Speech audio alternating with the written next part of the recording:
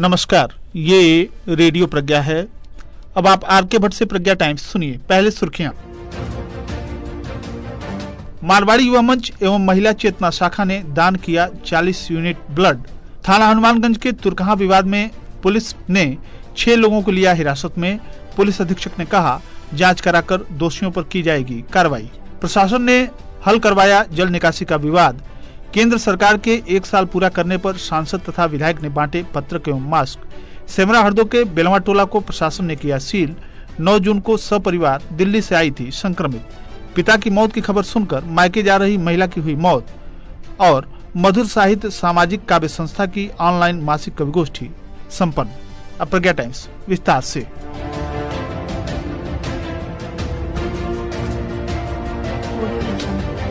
विश्व रक्तदान दिवस के अवसर पर मारवाड़ी युवा मंच पडरौना एवं मारवाड़ी युवा मंच महिला चेतना शाखा के द्वारा संयुक्त रूप से ब्लड डोनेशन कैंप का आयोजन स्थानीय पुरुष एवं नेत्र चिकित्सालय पडरौना में किया गया।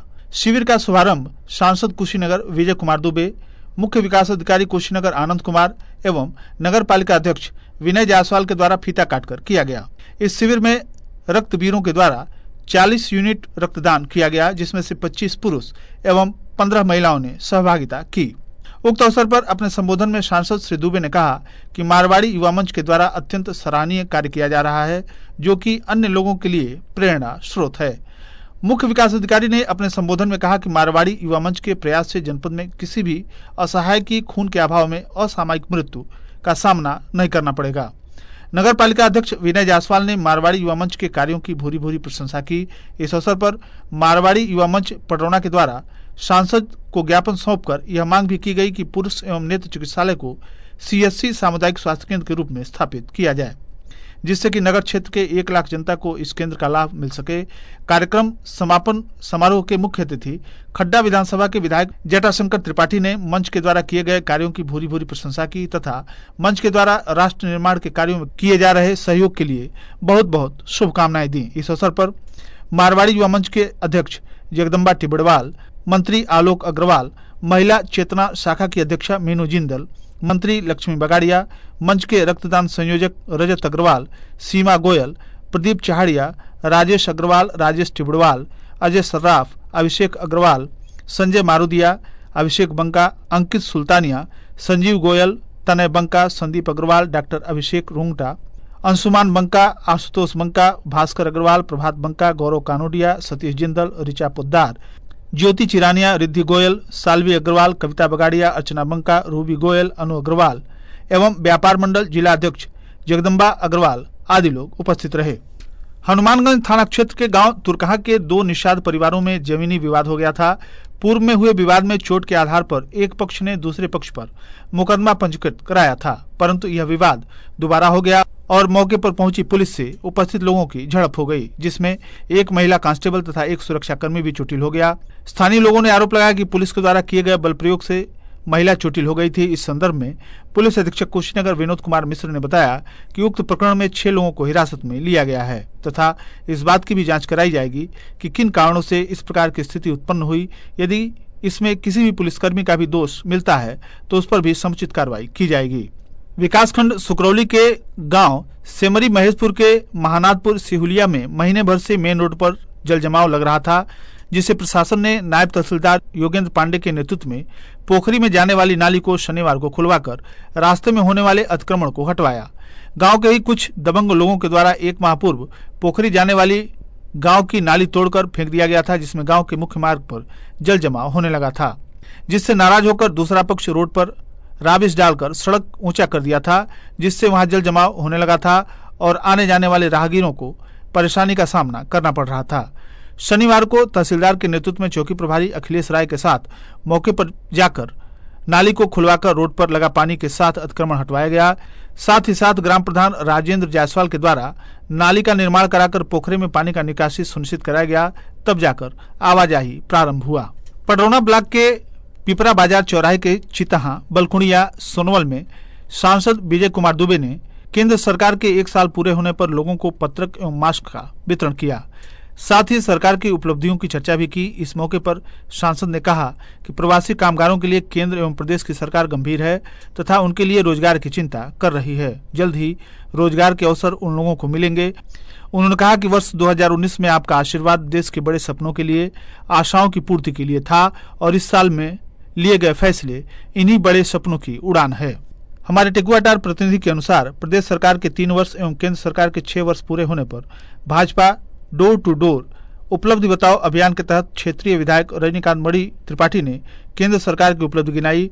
टेकुआटार मंडल के ग्राम सभा भरवलिया में घर घर जाकर प्रधानमंत्री की चिट्ठी, मास्क एवं सैनिटाइजर बांटा। कुशीनगर विधायक रजनीकांत मणि त्रिपाठी ने रविवार को उक्त गांव में कहा कि प्रधानमंत्री नरेंद्र मोदी के नेतृत्व वाली केंद्र सरकार ने समाज के हर वर्ग की उन्नति, खुशहाली के लिए कार्य किया है। किसानों, मजदूरों की खुशहाली व विकास पर विशेष ध्यान रखा है। आज पूरा देश कोविड-19 से लड़ रहा है। इस लड़ाई में सभी प्रधानमंत्री नरेंद्र मोदी के साथ खड़े हैं। भारतीय जनता पार्टी के नेता अमरनाथ मदेशिया ने भी प्रधानमंत्री के कार्यकाल की उपलब्धियां गिनाई। विधायक के साथ तमाम कार्यकर्ता सोशल डिस्टेंसिंग के साथ घर घर जाकर मास्क एवं सैनिटाइजर वितरित कर रहे थे। इस अवसर पर दिव्येंदु मणि त्रिपाठी, मंडल अध्यक्ष विनोद गुप्ता, गुलाब गुप्ता, बाबू चकमा, अजय पांडे, नायक मिश्र, लहरी सिंह, उदयभान सिंह, शैलेश, प्रभुनाथ, अचंबित, जगदीश सिंह सहित अनेक कार्यकर्ता उपस्थित रहे। शनिवार की शाम आई कोरोना रिपोर्ट में तहसील पडरौना क्षेत्र के सेमरा हरदो के बेलवा टोला की एक 35 वर्षीय महिला संक्रमित पाई गई। संक्रमण की सूचना के उपरांत महिला को इलाज के लिए भेज दिया गया और मौके पर पहुंचे उप जिलाधिकारी पडरौना रामकेश यादव तथा क्षेत्राधिकारी फूलचंद कनौजिया ने गांव में जाने वाले 2 मार्गों को सील करा दिया। इसके साथ ही गांव की साफ सफाई सुनिश्चित कराते हुए लोगों को आवश्यक एहतियात बरतने के निर्देश दिए गए।